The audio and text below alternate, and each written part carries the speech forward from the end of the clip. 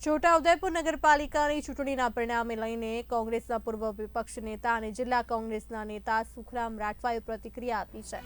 કોંગ્રેસને જગાડવા માટે છોટાઉદેપુર નગરપાલિકાના મતદારોએ જે ન્યાય આપ્યો છે તે માટે હું મતદારોનો આભાર માનું છું તેવું સુખરામ રાઠવાએ કહ્યું છે।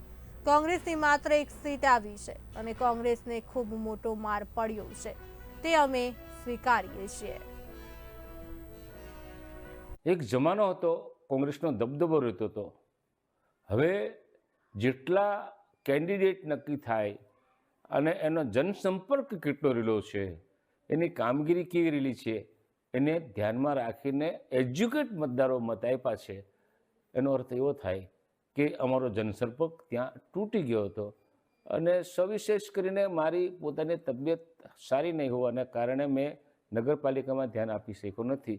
આ બે કારણ માં કોંગ્રેસને માર પડ્યો અને પણ અમે સ્વીકારીએ છીએ કે આખા ગુજરાત રાજ્યમાં જો આવું પરિણામ આવતું હોય તો સુખરામ રાઠવા કે છોટાઉદેપુર કોંગ્રેસ કે છોટાઉદેપુર તાલુકા કોંગ્રેસ કે નગર કોંગ્રેસને એ તો થવાનું જ હતું।